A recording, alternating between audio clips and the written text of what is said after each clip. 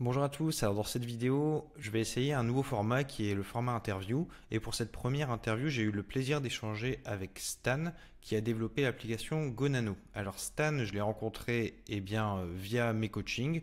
C'est tout simplement un de mes clients. Il m'a contacté lorsqu'il était déjà en train de développer GoNano. Il avait déjà bien avancé sur l'application avec Flutterflow. Il en était à la phase de création du back-end. Il se posait des questions sur le meilleur outil back-end à utiliser. Et c'est comme ça qu'on a commencé à travailler ensemble. Donc on a beaucoup travaillé sur la partie back-end. Est-ce qu'on utilise Xano, Firebase, Supabase. Et on a vraiment travaillé principalement sur du coaching. Donc Gonano, c'est une application qui vous permet de piloter vos voyages. Je vous laisse découvrir plus en détail l'application lors de l'interview. Ça va vraiment être le sujet principal de cette interview.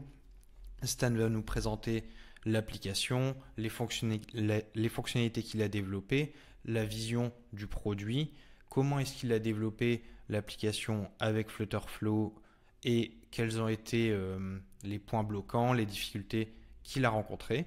Donc, n'hésitez pas à me faire un retour sur ce format si ça vous plaît en commentaire et j'y répondrai avec plaisir. Salut Stan, merci d'avoir accepté de prendre le temps pour cette interview. Donc l'idée là de cet échange, c'est de parler un peu de toi, de ton projet, de la façon dont on a collaboré ensemble, mais surtout vraiment de parler de ton projet, de mettre en avant la façon dont tu l'as construit, là où tu en es et là où tu en vas, ou là où tu vas, pardon. Eh ben, hello Franco, eh ben, écoute, il n'y a pas de souci, avec grand plaisir. On peut y aller directement si tu veux. Ok, top. Bah écoute, on va commencer par les présentations. Tu peux me dire qui tu es, ton profil, tes compétences, d'où tu viens. Ouais, eh ben, écoute, moi j'ai 22 ans, donc ça fait 8 mois que je suis sorti d'école, donc école dans le digital pour les curieux, où globalement on a un peu appris tout, on a un peu touché à tout, et moi j'ai vraiment eu ce goût pour tout un tas de disciplines, et du coup forcément apprendre beaucoup en autodidacte. Donc, du coup, de fil en aiguille, à force de tâtonner un peu sur plein de domaines différents, j'ai commencé à vraiment voir qu'il y avait une voie qui me plaisait le plus. En l'occurrence, c'est le design et le développement de produits, et donc plus précisément d'ailleurs d'applications mobiles. Donc, du coup, moi, je suis situé à Lyon. Et donc, 8 mois après, enfin, là, ça fait 8 mois que je suis sorti d'études. Et du coup, directement en sortie d'études, je me suis lancé dans le design et le développement d'applications mobiles pour des clients. Donc, ça, moi, ça faisait déjà un moment que j'avais ma micro.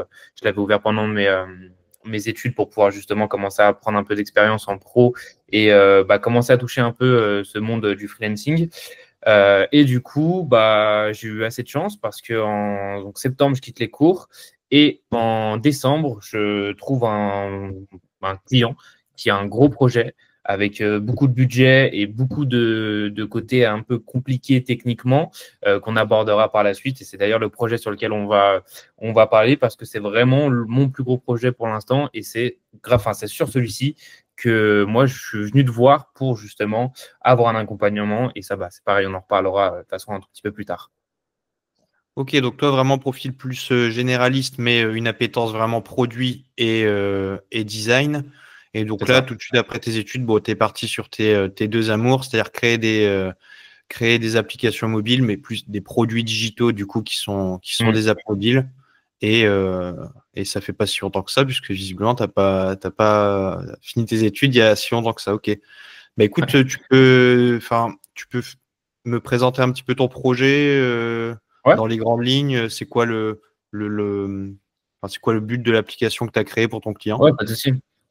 Pour mettre un bon contexte, une bonne compréhension sur le projet, je vais faire un peu de storytelling pour vendre aussi un peu le projet. Parce que du coup, je suis rentré dedans en tant que freelance et là, je vais certainement rejoindre l'entreprise, racheter des parts. Donc, en gros, moi, en décembre, je poste des vidéos sur une application que j'étais en train de développer pour justement créer du contenu et attirer potentiellement soit des personnes intéressées sur l'app que j'étais en train de faire, soit des clients enfin des personnes en tout cas qui voulaient de la main-d'œuvre pour développer leur app. Et donc, je tombe sur un gars qui s'appelle Morgan et qui me dit: J'ai bien aimé ta vidéo, je me suis bien senti, je me suis bien reconnu dans ta personne, etc. Est-ce qu'on peut s'appeler pour que je te parle de mon projet?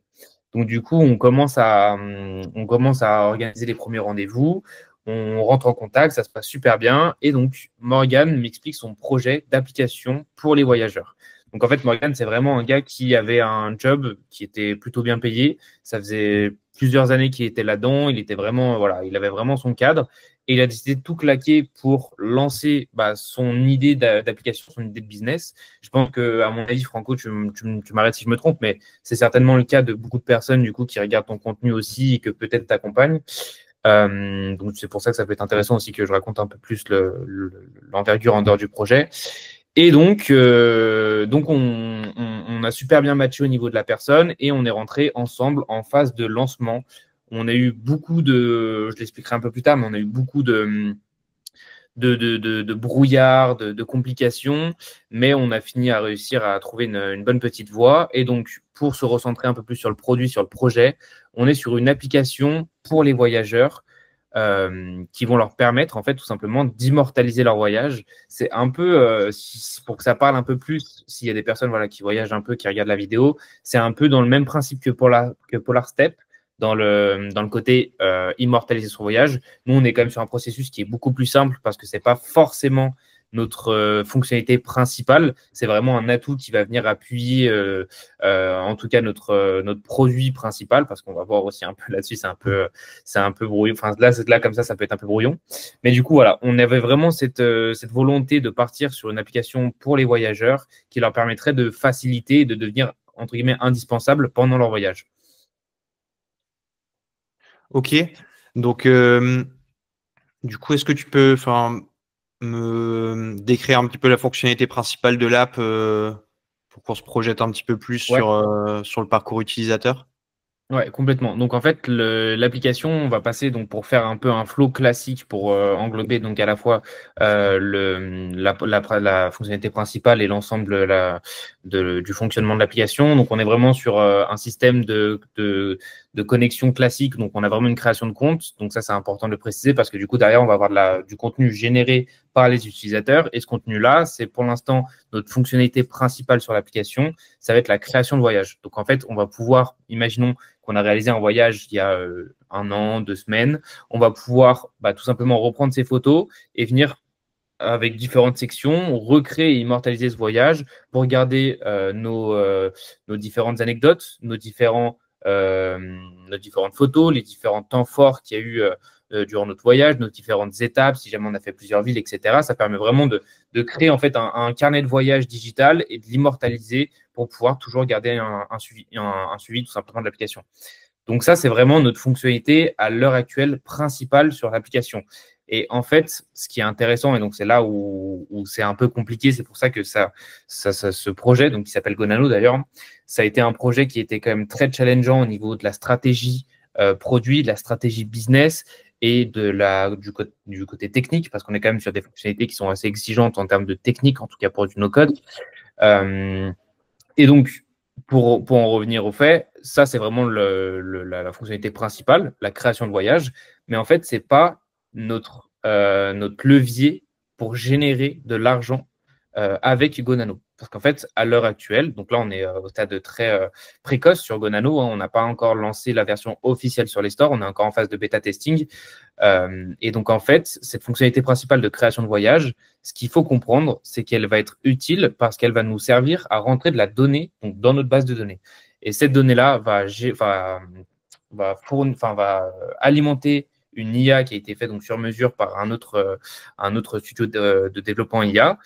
Et in fine, en fait, ces données-là, on va s'en servir pour créer vraiment des voyages sur mesure et des guides de voyage sur mesure. Ça va être vraiment notre fonctionnalité Ok. principale qui pour l'instant n'est pas encore développée à 100%. Mais pour l'instant, du coup, en fait, c'est comme ça qu'on a fonctionné, c'est qu'on a fait une micro, entre guillemets, fonctionnalité pour venir, en fait, faire un espèce d'entonnoir et venir, in fine, générer de la donnée, générer de la data, tout simplement pour alimenter ces guides de voyage qui, eux, seront commercialisés d'ailleurs très bientôt et qui nous permettront en fait, de faire effet boule de neige, attirer plus de monde, donc attirer plus de voyages, donc pouvoir développer le plus d'applications et à terme développer des fonctionnalités un peu plus intéressantes qui pourraient en tout cas justifier un autre business model d'abonnement potentiellement sur l'application. Ok, d'accord, intéressant. Du coup, vraiment, Gonano, c'est une application pour quelqu'un qui voyage, vraiment, ça va lui permettre de créer son carnet de voyage, ses étapes, comme tu l'as dit, ses anecdotes, ses photos, etc. Et vous, derrière, l'enjeu, c'est de permettre au plus d'utilisateurs possible de créer des voyages. Donc, enfin, ne pas monétiser de partie pour pas créer de friction sur ce point-là. Mais par contre, vous, toute cette donnée, les voyages qui ont été créés, ça vous permet de mieux comprendre les habitudes, et de voir ce qui est bien, ce qui est moins bien, et du coup, de proposer des carnets de voyage, cette fois-ci, commercialisés, quoi. C'est ça, J'ai bien exactement. compris? Ok. Ouais, tout à fait. Du coup, pour situer un petit peu, avant de commencer l'accompagnement, avant qu'on travaille ensemble, ça fait quelques mois maintenant qu'on a démarré. T'en étais où dans ce projet? C'était quoi tes Alors, enjeux? Tu en étais où pour qu'on se projette un petit peu? tout à fait. Alors, pour mettre un peu de contexte là-dessus aussi, globalement, donc ce projet Gonano, c'était un projet aussi assez challengeant en termes de deadline parce qu'on avait énormément de travail en très peu de temps. Donc, on a dû faire des sacrifices et des compromis sur beaucoup de parties. Et donc, quand on s'est rencontrés, c'était, si je dis pas de bêtises, 1 mois et demi après le lancement initial du projet Gonano. Et en fait, moi, j'étais face à un peu une impasse où j'avais très peu de temps pour délivrer une version bêta et j'avais un gros problème sur le côté back-end. Moi, c'est jusqu'à présent ce qui m'a posé le plus de soucis, même si on va voir qu'il y a d'autres parties aussi qui m'ont posé pas mal de problèmes. Mais en tout cas, j'avais un gros problème au niveau du back-end. Et donc, c'est à ce moment-là où je me suis dit, bon, clairement, le problème, là, je pourrais certainement le résoudre tout seul, mais peut-être en 2, 3 semaines, voire un mois. Le problème, c'est que moi, j'ai une deadline dans une semaine. Je peux pousser à 1 semaine et demie, 2 semaines grand max. Ça va pas le faire. Il me reste encore des trucs à faire en dehors du côté back-end, donc ça va clairement pas le faire. Et c'est à ce moment-là que moi, j'ai commencé à chercher un peu des personnes qui, justement, avaient de l'expérience sur Flutterflow et qui proposaient des accompagnements. Je suis tombé sur ton profil, j'ai regardé un peu ton contenu, etc. Je me dis, c'est exactement ce qu'il me faut. Et c'est à ce moment-là que je t'ai contacté pour qu'on lance justement l'accompagnement. Et du coup, c'était vraiment pour, en l'occurrence, ce côté un peu plus poussé, je pense, sur l'accompagnement. Ou là, peut-être que toi, tu dois peut-être, enfin, j'imagine que dans l'ensemble, tu as peut-être justement plus d'habitude de travailler avec des personnes qui veulent vraiment lancer de zéro, qui n'ont pas forcément énormément de compétences initiales. Peut-être que je me trompe d'ailleurs, mais moi, c'est comme ça que je l'ai à peu près compris. Là, en l'occurrence, et du coup, c'est ça qui est bien aussi, c'est que tu t'es aussi disponible sur du format beaucoup plus poussé, beaucoup plus technique sur le back-end ou même sur des fonctionnalités un peu plus poussées sur le front-end aussi, côté Flutterflow en tout cas. Et donc, ouais, globalement, c'était à ce moment-là que moi, j'ai fait appel à toi. Ouais. Oui, effectivement. Alors moi, j'accompagne beaucoup d'entrepreneurs qui ont zéro compétence technique et zéro compétence produit, parce que en final, l'enjeu principal, ça reste toujours d'avoir une bonne roadmap sur la partie Ouais. produit, de savoir se canaliser et prioriser. Donc c'est le gros des gens que j'accompagne, ce genre de profil. Après, j'accompagne aussi, c'est toujours un plaisir aussi d'accompagner des profils comme toi qui ont plus déjà mis les mains dans le code, enfin dans le projet, parce que c'est des projets plus challengeants et c'est ce qui me passionne aussi. Donc ouais, c'était vraiment cool de travailler avec toi sur tes problématiques. Il y avait vraiment cet enjeu. Je me souviens quand on a commencé à travailler, tu avais t'avais intégré pas mal de choses sur Flutterflow. Il y Ouais. avait cet enjeu de back-end qui n'était pas du tout connecté avec un choix une volonté d'intégrer Xano au début. Tout à fait. On a, et c'est là qu'on a commencé à travailler ensemble. Alors moi, j'ai rien du tout, j'ai rien contre Xano, c'est un très bon outil back-end, mais dans la volonté d'aller vite, on a choisi un outil back-end qui était mieux intégré dans Flutterflow, et donc on s'est dirigé vers Supabase. Donc voilà, préciser un petit peu le contexte quand on a donc vraiment pour clarifier le contexte quand on a des accompagnements, tu t'étais déjà formé en autodidacte, tu avais déjà pas mal avancé sur l'interface. Là où ça bloquait, c'était sur les fonctionnalités en tant que telles, sur la partie back-end, surtout sur ces parties qu'on a avancées. Du coup, toujours dans ces sujets d'enjeu, est-ce que par rapport à tout ce qui se fait aujourd'hui, les outils, pourquoi tu as choisi le no-code et particulièrement Flutterflow? Pourquoi tu t'es pas dit je vais apprendre à coder, je vais choisir un autre outil no-code? Enfin, est-ce qu'il y a des raisons particulières qui t'ont poussé à choisir le no-code et Flutterflow particulièrement? Ouais, complètement. Bah, en fait, le no-code, c'est déjà venu d'une curiosité personnelle à la base, de me renseigner un peu sur ce domaine, etc. Et j'ai vite compris aussi la puissance que ces outils pouvaient avoir. Alors, par contre, pour mettre un disclaimer, je pense directement, moi personnellement en tout cas, je suis pas du tout un puriste no-code.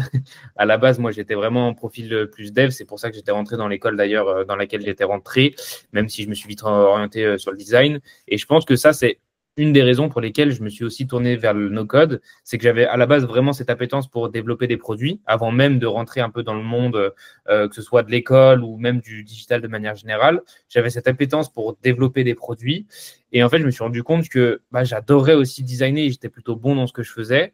Donc, du coup, il fallait un compromis pour, bah, avec mon niveau d'expertise, parce que forcément, quand on rentre en école en première année, on ne peut pas commencer à essayer à vouloir tout faire sur le développement et le design d'un produit. C'est quand même des tâches qui sont très lourdes, qui demandent beaucoup de compétences. Et donc, je pense que c'est cette volonté-là aussi de pouvoir jouer sur deux tableaux qui m'a fait partir dans le no-code et plus particulièrement Flutterflow, parce que j'ai testé plusieurs outils no-code aussi, et plus particulièrement Flutterflow, parce que Flutterflow a quand même une bonne connexion, entre guillemets, avec le code, donc ça c'est un peu dit à l'arrache, mais ce qu'il faut savoir, c'est que du coup, on peut venir rajouter du custom code. On en a d'ailleurs fait ensemble, je t'avais demandé des coups de main là-dessus, où tu m'as expliqué certaines choses, etc., sur des fonctionnalités, des widgets en custom code. Et on a aussi cette possibilité d'exporter le code et donc vraiment de commencer petit et d'évoluer grand. Et ça, c'est aussi un point pour lequel je suis parti, enfin, je me suis lancé et formé dans le no-code et que j'ai accompagné ce client dans le no-code, c'est que, en l'occurrence, Flutterflow, certes, on peut aimer ou ne pas aimer, mais en termes de performance et de rapidité et de coût, on est quand même sur un outil qui permet d'aller extrêmement vite et de réduire quand même grandement le coût aussi côté client. Donc ça, et justement pour le projet Gonano, moi, quand Morgan est venu me voir, donc Morgan c'est le fondateur de Gonano, quand il est venu me voir, alors il avait du budget, mais il avait énormément de choses à faire, donc forcément le budget ne peut pas être entièrement alloué au développement, ça c'est pas possible. Et surtout, on n'avait pas énormément de temps. Donc c'est tout naturellement que moi je lui ai proposé la solution du no-code. Je lui ai parlé donc des inconvénients et des avantages. Il a totalement accepté. Et donc, c'est pour ça qu'on est parti là-dessus, parce que ça permettait de répondre à cette problématique de temps et de ressources financières, du coup, en l'occurrence. Donc, tout simplement pour développer assez rapidement. Et d'ailleurs, justement, en vrai, moi, je pense, ce qui est important aussi sur la vision produit d'une certaine manière, en tout cas sur les produits d'une certaine manière, quand on n'y connaît vraiment rien, qu'il faut comprendre, c'est que globalement, un produit, alors tu m'arrêtes hein, si t'es pas d'accord avec moi, si tu veux qu'on en discute, mais moi, pour moi, le produit, c'est vraiment, globalement, un produit il doit répondre à une solution, ça c'est comme ça qu'il va générer de l'argent, donc ça, voilà, il n'y a pas de souci. Mais par contre, pour lui donner vie, ce qu'il faut bien comprendre, c'est que c'est pas, en sortant de toutes les compétences qu'il faut avoir, c'est surtout des compétences de gestion, savoir avoir une bonne gestion de ses ressources, de son temps et de ses compétences. Donc forcément, en essayant de piocher un peu dans ces trois domaines, il faut réussir à pouvoir sortir des choses cohérentes qui vont optimiser de un, le temps entre lequel vous allez commencer le projet et le temps et le moment où vous allez être rentable sur le projet. Et également, bah, tout simplement, ne pas vous cramer sur un ou deux piliers, que ce soit financier ou en termes de temps. Donc, globalement, voilà, je me suis un peu éparpillé, mais Non, non, non, pas du tout. Non, mais sur la partie, d'ailleurs, ça t'anticipe un petit peu la prochaine, le prochain sujet que je voudrais aborder. Enfin, ça, c'est ce que je mets tout le temps en avant. C'est que, enfin, quand tu crées une idée, un projet qui démarre d'une idée, donc vraiment de zéro, bon, ben, il faut valider si l'idée répond vraiment à une problématique. Il faut tester ça, il faut voir s'il y a une traction. Et effectivement, du coup, faut gérer le temps et le budget investi. C'est pour ça que j'appuie beaucoup le fait qu'aujourd'hui, un entrepreneur peut se former et faire son application seul grâce au no-code et l'IA. C'est vraiment dans cette idée de ne pas dépenser des dizaines de milliers d'euros dans une application sans même avoir la réponse de est-ce qu'elle répond vraiment à une problématique en face. Donc, je suis plutôt d'accord avec toi. Et je vais rebondir du coup sur un point que je voudrais aborder, c'est parce que j'ai ce ressenti, hein, c'est que sur le développement d'applications mobiles et de produits digitaux plutôt de manière générale, les gens ont tendance à voir le projet comme l'application, web ou mobile, et à penser que ce n'est qu'un sujet technique. Alors, personnellement, moi, je mets de plus en plus en avant le fait que c'est surtout un enjeu produit. L'application, c'est un moyen de répondre à la problématique, d'offrir ce produit à ses utilisateurs. Mais si à la base, on n'a pas bien compris son persona, bien défini une vraie problématique, l'application, aussi belle et aussi technique soit-elle, sera utilisée par aucun utilisateur. Donc, je voudrais savoir quels ont été vos principaux enjeux dans la création de GoNano, même s'il y a eu des enjeux techniques. Est-ce que c'est plus la partie produit, choisir les fonctionnalités priorisées, créer la partie product design, créer une interface intuitive, ou la partie plus technique, peut-être que tu ne seras pas d'accord avec moi? Bah, écoute, très sincèrement, je pense que sur GoNano, on a vraiment fait un pari risqué parce qu'on est un peu allé à l'encontre. Bah, après, ça, c'est un peu aussi les enjeux d'être freelance et qu'on n'a pas forcément non plus 100% la main sur le projet, forcément. Mais je pense qu'on est un peu allé à l'encontre de ce qu'on aurait dû faire, dans le sens où on a directement mis beaucoup de temps, de moyens dans le développement justement du produit avant même de forcément être 100% sûr de l'idée, du potentiel ou en tout cas d'un canal qu'on pourrait se servir pour faire levier, pour commencer à faire un minimum de rentabilité. Et ça, c'est un problème que je pense beaucoup trop de personnes ont, parce que c'est pas simple, hein. Je pense que même moi, sur les prochains projets que je vais lancer en perso, donc à mon nom, je pense que c'est une étape que j'aurais du mal à faire. Mais globalement, si vous avez une idée d'application, il y a franchement 80% de chances qu'en faisant juste une landing page avec un minimum de budget de pub sur les réseaux ou même avec un effet de contenu organique, vous pouvez plus ou moins valider ou quasiment valider l'idée du produit. Et à partir de ce moment-là, vous pourrez du coup soit valider l'idée du produit, récolter des feedbacks pour orienter d'une manière dont vous n'aurez pas pensé, mais dont votre cible va en avoir besoin. Soit, justement, vous voyez que ça se casse complètement la gueule. Potentiellement, il y a un potentiel ailleurs, donc vous creusez sur cette branche-là, ou alors il n'y a pas du tout de potentiel pour commencer. Mais en tout cas, ce qui est sûr, c'est que pour moi, il faut vraiment, avant de mettre du temps dans le développement, il faut vraiment aller chercher cette idée-là, enfin valider cette idée-là qui peut être faite très simplement, ou même avec un petit formulaire à la con, où vous faites un groupe WhatsApp avec 20 potes, des potes de potes, etc. Vous leur posez la question, vous faites un système d'avoir un petit truc un peu à l'arrache qui serait globalement l'idée de votre idée, et vous validez comme ça. Donc ça, nous, on ne l'a pas forcément fait. On l'a fait un peu au fur et à mesure et un peu sur le vif, mais on avait déjà commencé le développement. Donc ça, c'était un peu un enjeu parce que du coup, de là, on a découlé beaucoup de complexité pour déterminer sur quelles fonctionnalités on allait partir. Donc, quelles allaient être vraiment les fonctionnalités clés parce qu'on n'avait pas vraiment la vision sur qu'est-ce qui allait nous rapporter de l'argent, en fait. Qu'est-ce qui allait rapporter de l'argent à GoNano, tout simplement. Donc ça, c'était un gros enjeu aussi, définir les fonctionnalités, surtout sur des projets qui sont quand même assez complexes comme celui-ci. C'est quand même vite compliqué de vraiment tirer un peu, d'avoir la vision et d'être assez clair sur ce qu'on veut et l'objectif final. Et globalement, un autre gros enjeu, c'était surtout l'interface utilisateur. Faire en sorte que ce soit fluide, que ce soit compréhensible, ça, c'est quand même relativement complexe quand on est sur une application qui a quand même pas mal d'écrans, pas mal de sous-fonctionnalités dans une fonctionnalité.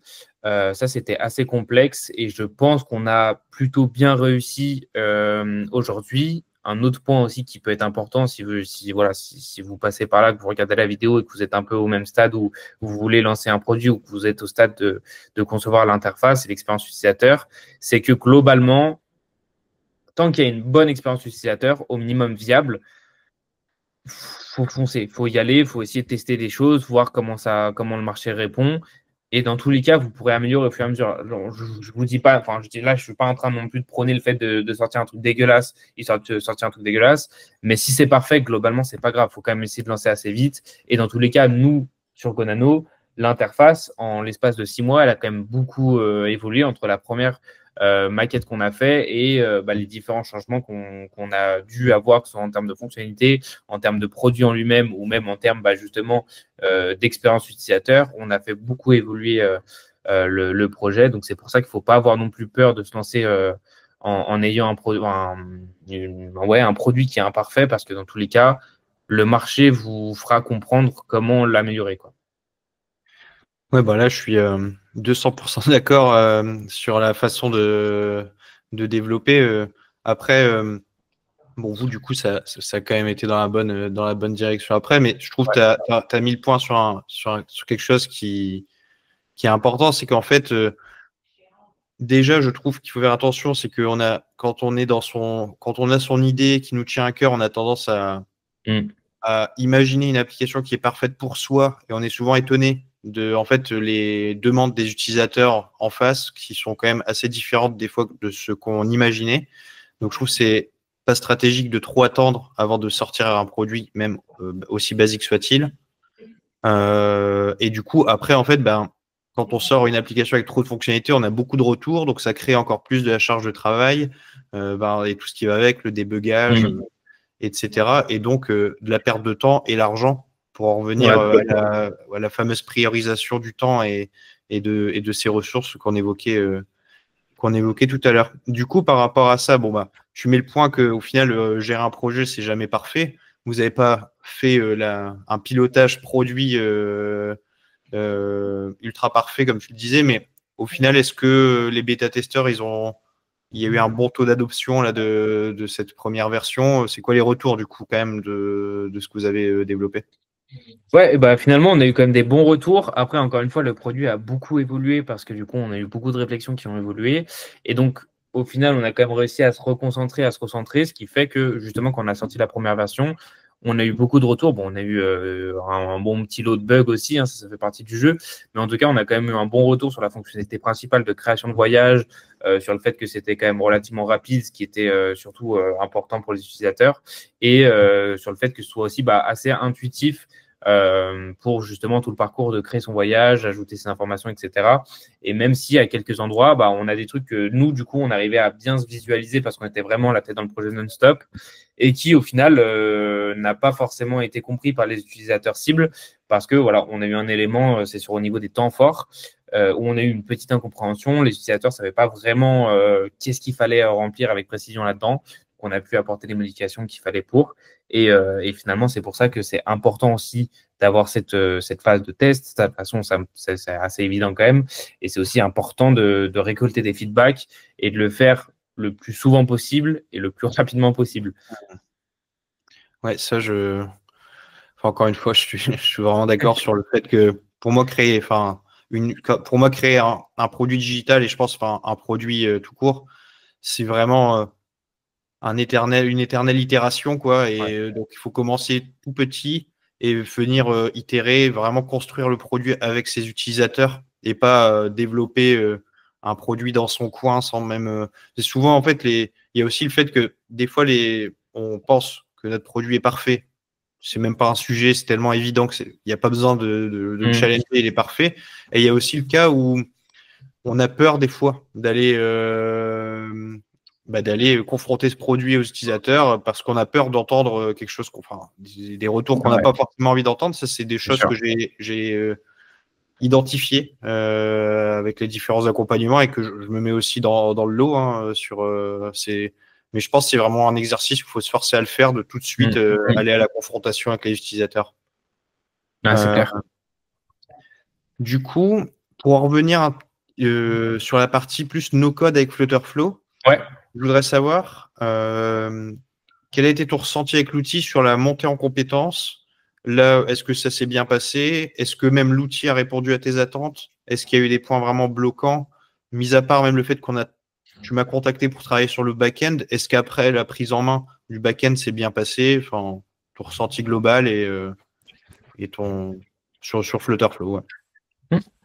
Écoute, franchement, Flutterflow, ça reste quand même un outil qui est quand même assez génial, hein, on va pas se cacher. ça offre quand même beaucoup de possibilités, hein. On ne va pas forcément revenir dessus, mais encore une fois, le temps, le coût budgétaire aussi, etc., c'est quand même vraiment pratique. La montée en compétences se fait. Alors après, moi, j'avais déjà de l'expérience en développement traditionnel, enfin en développement en code, quoi, classique, et en outil no-code. Donc, je pense que ça a aussi aidé sur la montée en compétences, mais je pense que de manière générale, ça reste quand même assez fluide. Tu vois, il y a forcément des parties qui sont un peu complexes, etc. Au début, bah forcément, c'est comme toute courbe d'apprentissage. Au début, on est très excité. Il y a beaucoup de trucs sur lesquels on se casse les dents parce que on met pour les premières fois les mains dedans, donc on est vraiment dans l'inconnu. Et en fait, au fur et à mesure, tout devient très fluide et tout devient très maniable. Donc là-dessus, vraiment sur la montée en compétences, il n'y a pas de souci. Après, je ne sais pas si tu veux forcément que je parle de moi, mon ressenti 100% vraiment sur l'outil de manière générale au-delà de la montée compétences. Bah, clairement, est-ce que aujourd'hui tu te sens vraiment autonome sur Flutterflow et est-ce que Flutterflow fait le job quoi, pour Mm. Godano est-ce que tu en es satisfait? Est-ce qu'il va vous amener aussi à développer les autres fonctionnalités C'est souvent cette question qui revient. Est-ce que le no-code, ça fait le taf est-ce que Mm. ça permet de faire des applications vraiment Ok, ouais. personnalisées et Mm. solides? Ouais, complètement. Bah, honnêtement, je pense que globalement, on peut vraiment quasiment tout faire sur Flutterflow. Là-dessus, il n'y a pas vraiment de souci, hein. On peut vraiment aller pousser loin de partout, notamment avec le custom code. Donc ça, là-dessus, c'est vraiment une bonne opportunité. C'est sûr que moi, je pense que pour la suite, en tout cas, encore une fois, c'est vraiment personnel. Mais moi, je pense que pour la suite, je continuerai d'utiliser Flutterflow, D'accord? principalement pour du MVP, principalement pour des premiers POC, pour vraiment tester le marché, lancer un premier produit, peut-être même potentiellement à l'arrache, tu vois, faire un petit truc un peu à la con sur un groupe fermé de 20 personnes, comme j'expliquais tout à l'heure. Après, je pense que moi, dans tous les cas, mon appétence pour vraiment le développement qui est là depuis très longtemps et que j'ai mis de côté pendant longtemps aussi pour me concentrer sur le design et le no-code, cette appétence-là pour le développement revient au galop. Donc, je pense que dans tous les cas, moi, je vais switch sur du développement traditionnel. Mais moi, enfin, en tout cas, je pense que c'est un cas un peu spécifique dans le sens où c'est parce que j'ai aussi cette grosse appétence pour le design et pour faire des trucs qui sont vraiment quali en termes d'animation et d'esthétisme et de pousser un peu la personnalisation. Donc là, c'est sûr que passer par un langage de programmation traditionnel type Flutter en l'occurrence ou d'autres, hein, mais en tout cas Flutter pour du cross-platform, pas forcément, on peut aller un peu plus loin. Après, très sincèrement, je pense qu'on n'en a pas besoin pour générer de l'argent avec une application mobile. On n'a pas besoin, Flutterflow peut faire largement le travail, il peut largement vous amener là où vous voudrez. Dans tous les cas, après, si jamais il y a quand même des manques de performance sur l'application, sachez que pour en avoir fait les frais, c'est beaucoup parce qu'on a une mauvaise architecture au niveau de la base de données ou de la connexion, enfin l'application en elle-même ou même au terme de la répétition des appels à la base de données ou des appels API, etc. Donc, non, globalement, je pense que Flutterflow et même du coup, pour parler aussi peut-être côté base de données, pour le coup, Supabase, donc nous, en l'occurrence, là sur Gonano, c'est la base de données qu'on utilise. Pour le coup, Supabase, moi, c'était la première fois que je m'en servais. Et franchement, je suis très agréablement surpris de l'outil. C'est plus compliqué à prendre en main. Par contre, je ne sais pas si. Après, ça, c'est un peu le débat aussi front-end, back-end, hein, mais je trouve que Supabase est quand même un peu plus compliqué à prendre en main. Mais par contre, quand on a compris comment ça fonctionnait avec Flutterflow, en vrai, franchement, on peut faire tout ce qu'on veut. Les seules limites qu'on a finalement sur Flutterflow, ça va vraiment être sur l'ultra personnalisation, et j'insiste vraiment sur l'ultra personnalisation de l'interface, parce que rien qu'en termes de personnalisation classique, on peut déjà quand même pousser franchement assez loin Mm. sur Flutterflow, quoi. Franchement, plus que le nécessaire, quoi. Ok, bah, écoute, intéressant ton retour. Et donc là, par rapport pour revenir à ton projet, Mm, pour rappel, quand on a commencé l'accompagnement ensemble, il y avait l'interface qui était quand même très avancée et le back-end qui devait être fait. mm. Là, aujourd'hui, t'en es où dans le projet Gonano et c'est quoi les prochaines étapes? Eh ben, écoute, là aujourd'hui, où est-ce qu'on en est dans Gonano? Donc, tout le back-end est plié. On a même des automatisations sur le back-end, etc. On a vraiment bien poussé le back-end. Sur l'interface, On a beaucoup bossé aussi parce que là, l'interface, moi, j'ai refait un gros point sur l'UI d'une version à l'autre. Donc, du coup, j'ai refait toute l'interface aussi pour que ce soit plus accessible. Donc là-dessus, on a vraiment, vraiment plié beaucoup de taf en peu de temps, mine de rien. Et pour la suite, tu me disais, c'est ça? Ouais, c'est quoi du coup maintenant Ouais. là, c'est quoi les prochaines étapes, les prochaines fonctionnalités? Je te Ouais. laisse m'expliquer. Ouais, carrément. Et bah là, pour la suite, du coup, le premier point, donc, ça va être de lancer la commercialisation de ces petits nanobooks. Donc d'ailleurs, parce que les nanobooks, je crois que je n'ai pas parlé, mais en gros, les nanobooks, c'est nos petits guides de voyage personnalisés. Donc pour l'instant, c'est vraiment notre premier produit d'appel pour commencer à générer de l'argent sur GoNano. D'accord? Et typiquement, ce que ça propose, c'est que vous faites une requête ultra personnalisée à un chatbot, enfin en tout cas sur un formulaire où vous dites bon bah voilà, moi je préfère les plages, j'aime pas trop bouger, j'aime bien juste bouger l'après-midi. Par contre, j'aime bien faire resto midi soir, etc. Et ça vous sort vraiment un nanobook. Donc en gros, nous notre but ça va être de vraiment sortir la commercialisation là-dessus. Pour l'instant, c'est vraiment en PDF. Donc on revient un peu sur cette idée de valider le marché avant de mettre de gros moyens. Pour l'instant, nous on fait juste la génération d'un PDF. Et si on voit qu'il y a de l'attraction dessus, qu'il y a des personnes qui kiffent, qui ont vraiment des super retours là-dessus, etc., sur les propositions de l'IA, que ce soit des trucs vraiment plus pertinents, c'est le but, hein, parce que c'est un Mhm. produit qui est payant, mais le but, c'est vraiment d'apporter de la qualité surtout, d'avoir des clients satisfaits. Et donc, si on a ces retours-là, on va venir donc sur l'application développer et intégrer vraiment tout ce guide PDF sous forme d'application avec une bien meilleure du coup interface et une bien meilleure expérience utilisateur, ne serait-ce que sur la navigation. Donc ça va être un des gros piliers qui va être travaillé sur l'application. On va aussi faire en sorte de créer un système de récurrence et de entre guillemets d'addiction sur l'application pour faire revenir les gens en fait assez quotidiennement avec notamment un petit système de par exemple les meilleurs voyages du mois, un système aussi un peu plus communautaire sur l'application avec un système de like, de partage des voyages qui va être mis en place très récemment. On va mettre tout un tas de fonctionnalités pour venir justement consolider un peu la base qu'on est venu mettre, donc la fonctionnalité unique de création de voyage. Et le tout va permettre donc justement de renvoyer ou de diriger vers des produits pour l'instant digitaux, donc en l'occurrence le nanobook.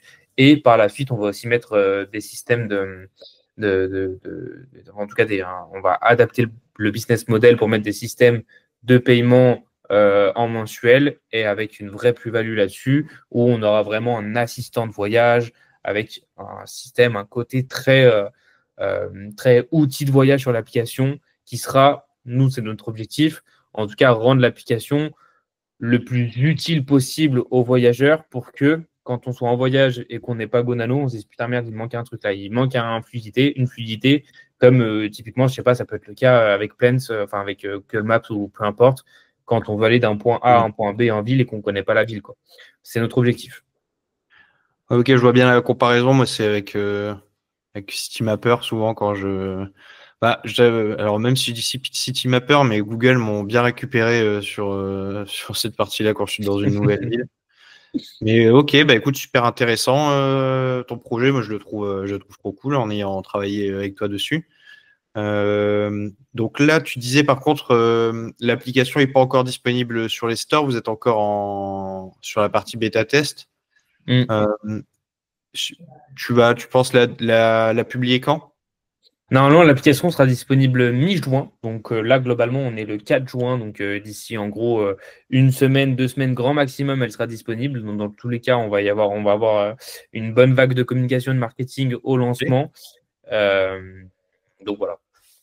Ok, bah écoute, à la limite, on essaiera, on verra quand est-ce que je publie l'interview et puis on glissera dans tous les cas le lien dans la description pour que les gens qui voient la vidéo puissent tester Gonano. Pardon. L'application, bah super. Bah écoute, c'est super sympa de ta part, Franco.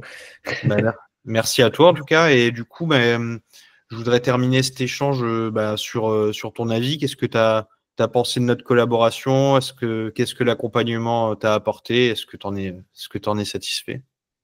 Eh ben écoute, ouais, moi je suis plutôt satisfait de l'accompagnement. Ouais. Ce qui a été vraiment sympa, c'est que justement, comme je disais au début, c'était pas voilà, c'était pas vraiment enfin en fait tu as été très tu étais très adapté à la situation dans le sens où c'était pas bon bah, voilà l'accompagnement classique où c'est mon projet perso, j'ai pas trop de compétences techniques donc tu m'aides surtout sur les points un peu classiques qu'on peut voir au début. Ce qui était intéressant c'est que on peut vraiment bah du coup on a vraiment pu pousser loin sur certains trucs, certaines fonctionnalités etc. Certaines coquilles qui étaient quand même assez rares qu'on a pu bah, finalement bosser ensemble, essayer de trouver la solution ensemble et que tu m'as apporté vachement de clarté et de solutions sur certains points qui m'auraient pris énormément de temps en étant seul, très sincèrement.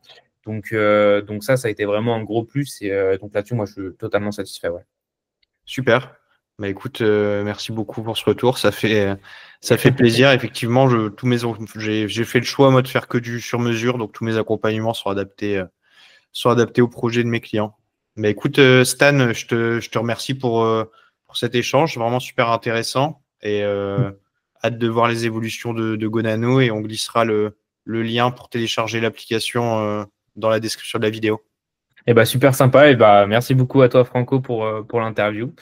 Et puis ouais, avec grand plaisir. Ça marche. Bon, bah, à bientôt, Stan. Allez, à bientôt. Salut. Salut.